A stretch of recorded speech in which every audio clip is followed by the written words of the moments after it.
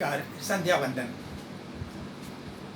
Society of career technology और जन विकास महासभा द्वारा आयोजित इस जूलॉजी और पर्यावरण की क्लास में आपका पुनः स्वागत है।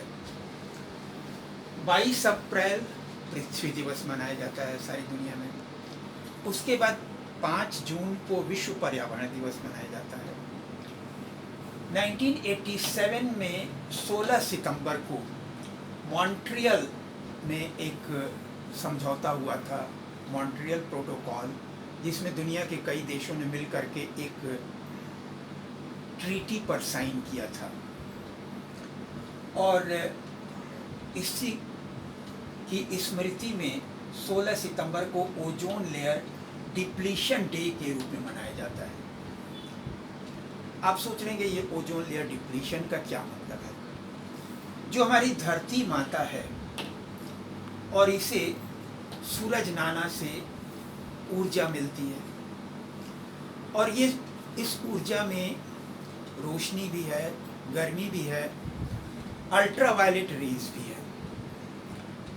और अल्ट्रावायलेट रेज जीवन के लिए हानिकारक होती हैं। ज़्यादा यदि हमारे शरीर के संपर्क में आ जाए तो हमारी त्वचा में स्किन कैंसर हो सकता है, म्यूटेशन हो सकता है। लेकिन देखिए, प्रकृति ने खुद कैसा इंतजाम कर रखा है। हमारी पृथ्वी के चारों तरफ का जो वायुमंडल है और वायुमंडल के बाहर की जो परत है, जिसे ट्रोपोस्फियर कहते हैं। अब इस ट्रोपोस्फियर में जब सूरज की किरणों से जो अल्ट्रावायलेट रेज आती हैं, तो वायुमंडल की जो ऑक्सीजन थी, ऑक्सीजन को ये अल्ट्रावायलेट रेज ओजोन में बदल देती है। अब ये बड़ी मज़ेदार बात है। ऑक्सीजन का एक परमाणु है तो प्राणवायु है, 2 परमाणु मिलकर के अणु बना लिया, O2 है तो वो भी हमारे लिए प्राणवायु है। लेकिन वही ऑक्सीजन के 3 परमाणु एक साथ मिल जाते हैं, ओजोन बना लेते हैं, तो ये जहरीली गैस हो जाती है। तो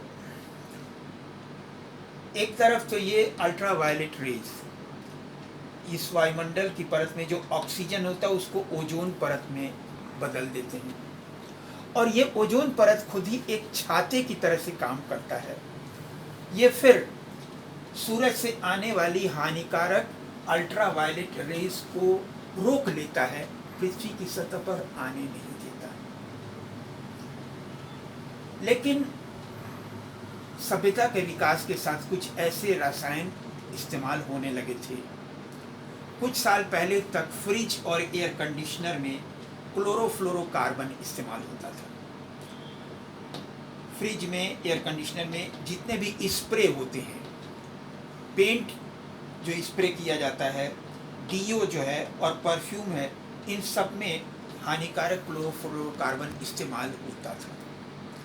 और ये इस वायुमंडल से ऊपर उठते उठते इस ओजोन की परत में जाकर के इसने छेद करना शुरू किया था, और ध्रुव प्रदेश के ऊपर के हिस्से में इस ओजोन की परत में छेद होने से ऑस्ट्रेलिया, न्यूजीलैंड जैसे देशों में ये इंस्ट्रक्शन दे दिया गया था कि स्कूल में बच्चे सुबह 10 बजे से लेकर शाम के 4 बजे तक कक्षा के बाहर न निकलें, और खुले में यदि निकलें तो हैट लगा करके निकलें। इसीलिए तो ये ओजोन परत जो कम होने लगी थी वो हानिकारक थी, और उसको बचाना जरूरी था। इसके बाद सन 2000 में 19 दिसंबर के दिन, ये तो ओजोन लेयर डिप्लीशन डे था, 16 सितंबर 1987।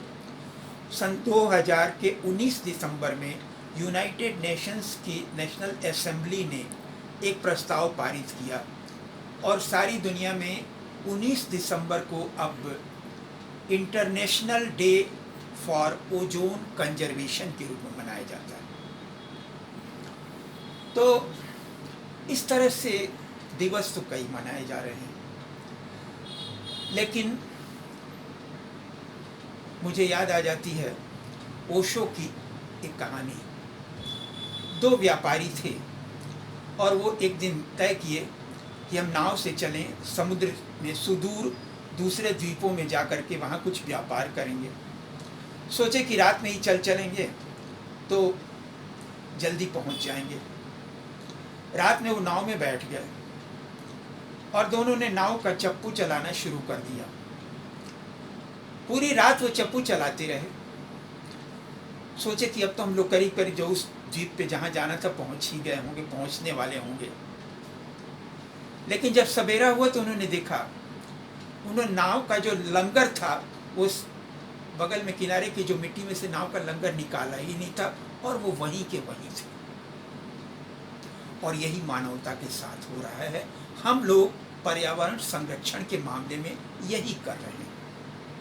हम ये माने बैठे हैं कि हम लोग कर नहीं सकते हैं। सवाल यह है कि कोरोना विभीषिका के बाद पर्यावरण की स्थिति क्या होगी।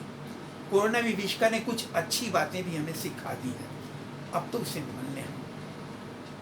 जैसे लोगों ने घरों से निकलना बंद कर दिया, फैक्ट्रीज बंद हो गई, शहरों का जो कूड़ा करकट मलमूत्र नदियों में जाकर के मिलता था। हम ये माने बैठे थे कि करोड़ों अरबों रुपए खर्च करने के बाद भी गंगा एक्शन प्लान में गंगा को और यमुना को शुद्ध करना संभव नहीं है।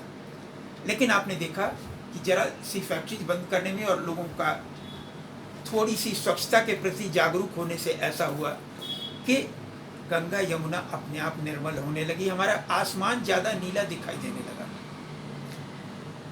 हम ये नहीं कहते कि औद्योगिकरण को रोक लीजिए, औद्योगिकरण भी जरूरी है, लेकिन हमें अपने अस्तित्व को बनाए रखने के लिए जरूरी है कि पर्यावरण संरक्षण को हम अपने जीवन का एक हिस्सा बना लें, जन आंदोलन बना लें। बहुत लंबी चौड़ी बातों की जरूरत नहीं है। 1, 2, 3, 4 बातें ही हम अपने जीवन में आत्मसात कर लें तो हम बहुत कुछ कर सकते हैं। थिंक ग्लोबली, एक्ट लोकली का ज़माना है। हम दुनिया की बात तो करते हैं, चीन की बात करेंगे, रूस और अमेरिका की बात करेंगे, लेकिन खुद अपने घर के बाहर जो नाली है उसकी बात नहीं करते। ये अजीब विडंबना है। धूल भी एक समस्या है और वायुमंडल में जब धूल ज़्यादा होती है तो वो उसमें कई चीज़ें ऐसी हैं जो कि हमारे फेफड़े में जाकर के सांस के सिस्टम को नुकसान पहुंचाती हैं। अस्थमा वाले रोगियों के लिए ये धूल समस्या है। थोड़ी सी कोशिश हम करें, सड़कों के किनारे हरे घास की पट्टी लगवा दें। कई देशों ने इसे कर लिया है, हिंदुस्तान ने अभी नहीं किया है। सारे फुटपाथ पे आप हरी घास की पट्टियां लगा दें, धूल को कम करिए। इवन हमारे घरों में भी धूल को कम करने की ज़रूरत है। जो अभी तक का प्रचलन है कि सुबह सुबह झाड़ू लगाया जाता है और उसके बाद पोछा लगता है। झाड़ू लगाने में फिर धूल उड़ती है, वायुमंडल में मिलती है।